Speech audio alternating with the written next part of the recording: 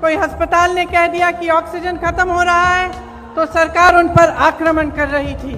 उनको न्याय की उम्मीद नहीं थी, उनको ये उम्मीद नहीं थी कि ये सरकार संकट के समय उनकी मदद करेगी।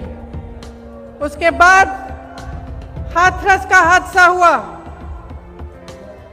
जिसमें आप सब ने देखा कि सरकार ने अपराधियों पर आक्रमण नहीं किया, सरकार ने अपराधियों को नहीं रोका, सरकार ने परिवार के सदस्यों को अपनी बेटी को की चिता जलाने से रोका। उनको ले भी नहीं गए साथ, पुलिस प्रशासन ने चिता जला दी। उस परिवार ने भी मुझे कहा कि दीदी हमको न्याय चाहिए, लेकिन न्याय की हम उम्मीद नहीं रख सकते। आज लखीमपुर खेरी में जो हुआ, पिछले हफ्ते से हम देख रहे हैं। इस देश के गृह राज्य मंत्री के बेटे ने अपनी गाड़ी के नीचे, अपनी जीप के नीचे 6 किसानों को निर्ममता से कुचल दिया और सब परिवार, 6 के 6 परिवार ये कहते हैं कि हमें पैसे नहीं चाहिए, हमें मुआवजा नहीं चाहिए, हमें न्याय चाहिए। लेकिन हमें न्याय दिलवाने वाला इस सरकार में हमें नहीं दिख रहा है। आपने देखा कि सरकार पूरी तरह से उस मंत्री और उस मंत्री के बेटे के बचत में लगी रही। पुलिस और प्रशासन विपक्ष के नेताओं को रोकने में लगी थी। जब मैंने रात में वहां जाने की कोशिश की, तब हर सड़क पे पुलिस थी, मुझे रोकने की कोशिश की। तमाम पुलिस के घेरे थे, नाकाबंदियां थी। जो परिवार हैं, पीड़ित परिवार हैं, उनके घरों में उन्हें नजरबंद किया गया, लेकिन अपराधी को पकड़ने के लिए एक भी पुलिस वाला नहीं निकला। अपराधी के घर में उन्होंने निमंत्रण भेजा कि आप आकर हमसे बात करिए। आपने किसी भी देश में, दुनिया के किसी भी देश में या इस देश के इतिहास में आपने कभी ऐसा देखा है कि एक आदमी 6 किसानों को कुचल दे, 6 लोगों की हत्या कर दे और उसको पुलिस निमंत्रण दे रही है कि आइए हमसे बात करिए? आपने कहीं ये देखा है? बताइए। ये आजादी किसने दी? जिस आजादी का महोत्सव मना रहे हैं, अमृत उत्सव मना रहे हैं, ये आजादी हमें किसने दी है? ये आजादी हमें किसानों ने दी है, किसान के बेटे ने दी है।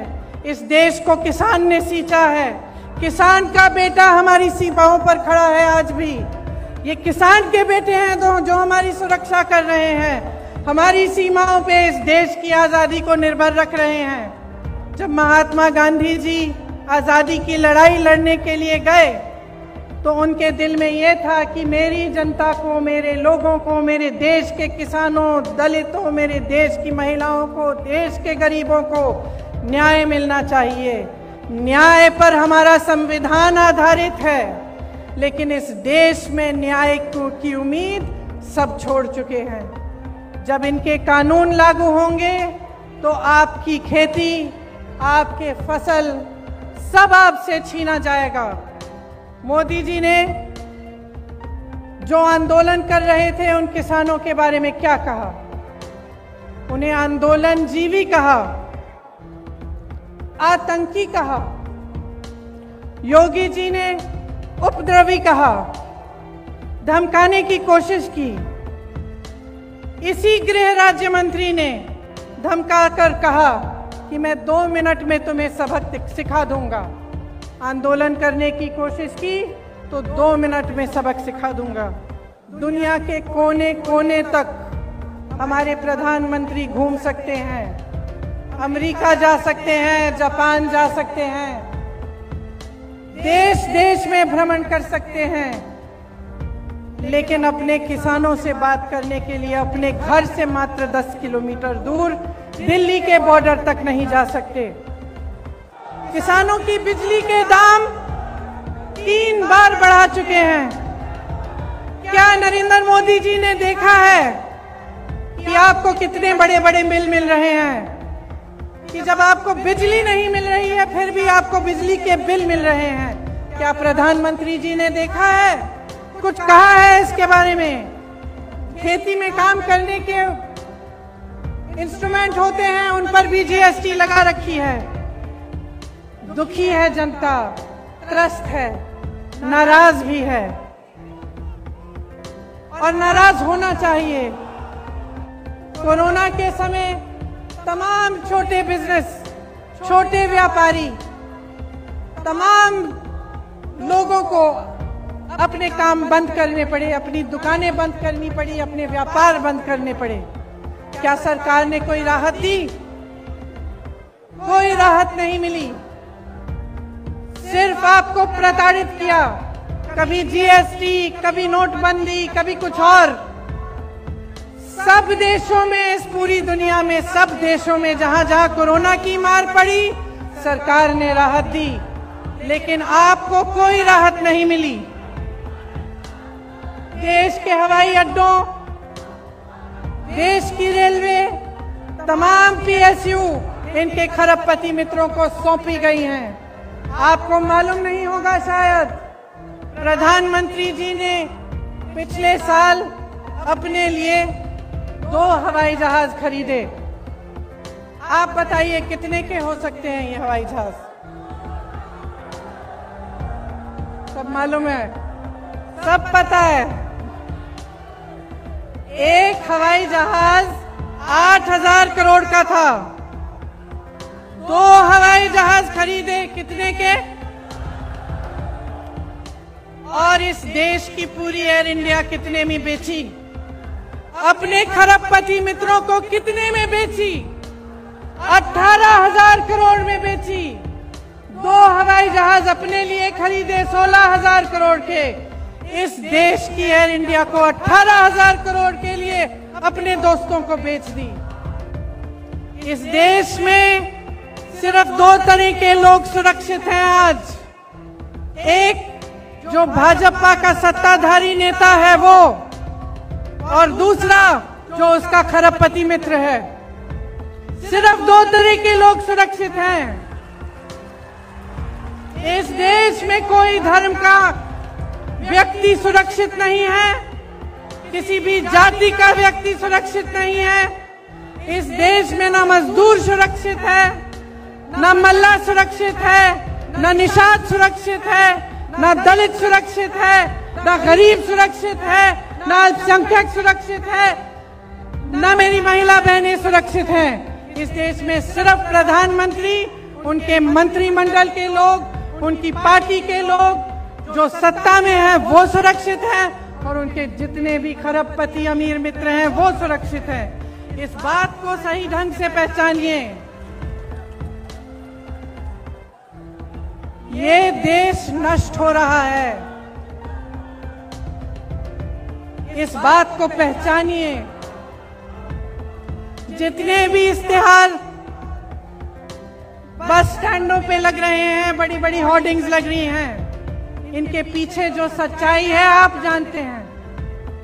आप जी रहे हैं उस सच्चाई को, आपका अनुभव है। आप बताइए, आपको फसल का दाम मिलता है? गैस सिलेंडर मिलता है आपको? भर पाती हैं आप? आपके बच्चों को रोजगार मिलता है? तो सच्चाई क्या है? और इस सच्चाई को बोलने से लोग डर क्यों रहे हैं? किस चीज से भय है? क्या हो जाएगा? समय आ गया है, चुनाव की बात नहीं है, अब देश की बात है। ये देश भाजपा के पदाधिकारियों, उनके मंत्रियों, उनके प्रधानमंत्रियों की जागीर नहीं है। ये देश आपका देश है, आपका देश है। इस देश को कौन बचाएगा? कौन बचाएगा इस देश को? अगर आप जागरूक नहीं बनेंगे, समझदार नहीं बनेंगे, आप इनकी राजनीति में उलझे रहेंगे, तो आप ना अपने देश को बचा पाएंगे, ना अपने आप को बचा पाएंगे। आप किसान हो, इस देश की आत्मा हो। जितने भी मंच पे नेता बैठे हैं उनको आपने बनाया है, आपकी मेहनत ने बनाया है इस देश को, ये कभी मत भूलिए। जो आपको आंदोलनकारी कहते हैं, जो आपको आतंकवादी कहते हैं, उनको न्याय देने के लिए मजबूर करिए। हमें जेल में डालिए, हमें मारिए, हमें कुछ भी कर लीजिए, हम लड़ते रहेंगे, लड़ते रहेंगे, लड़ते रहेंगे जब तक वो गृह राज्य मंत्री आपका इस्तीफा नहीं देगा। तब तक हम लड़ते रहेंगे, हम हिलेंगे नहीं, हम हटेंगे नहीं। हम कांग्रेस के कार्यकर्ता हैं, हमारी पार्टी ने इस देश की आजादी की लड़ाई लड़ी है। हमें कोई चुप नहीं कर सकता, हमें कोई रोक नहीं सकता। और जितने भी लोग मेरी बातों को सुन रहे हैं, चाहे आप यहां मौजूद हैं, चाहे आप टीवी पे देख रहे हैं, अपने अंतर्मन में झांकिए, अपने अंतर्मन में झांकिए और अपने आप से सिर्फ एक सवाल पूछिए, सिर्फ एक सवाल पूछिए कि जब से ये सरकार आई है, इन पिछले 7 सालों में क्या आपके जीवन में तरक्की आई है कि नहीं? क्या विकास आपके द्वार पे आया है कि नहीं? जो वचन आपसे किए थे वो निभाए गए हैं कि नहीं? मन में ईमानदारी से इस सवाल का जवाब दीजिए। और अगर इस सवाल का जवाब यही है कि आपके जीवन में तरक्की नहीं हुई, तो आ जाइए, मेरे साथ खड़े होइए, कंधे से कंधा लगाइए और लड़िए। बदलिए इस सरकार को, परिवर्तन लाइए, अपने प्रदेश को बदलिए,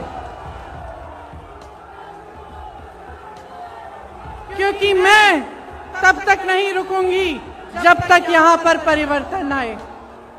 मैं आप सबको बहुत बहुत धन्यवाद देना चाहती हूँ कि आप यहाँ आए, इतनी धूप में मेरा इंतजार किया।